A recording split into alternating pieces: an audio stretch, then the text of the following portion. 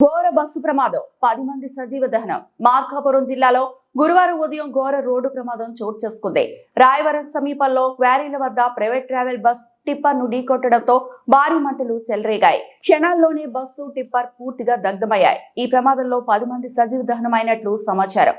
మృతుల సంఖ్య మరింత పెరిగే అవకాశం ఉందని అధికారులు తెలిపారు.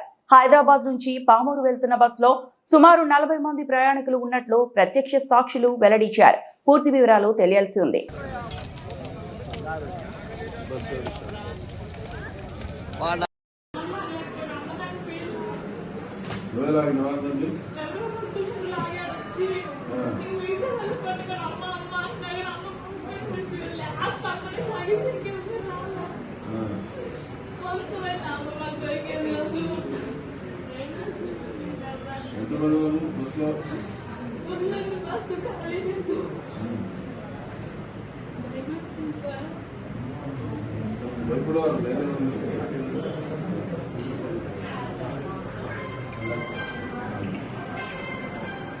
नंबर ही फोन नंबर का पोलिस नंबर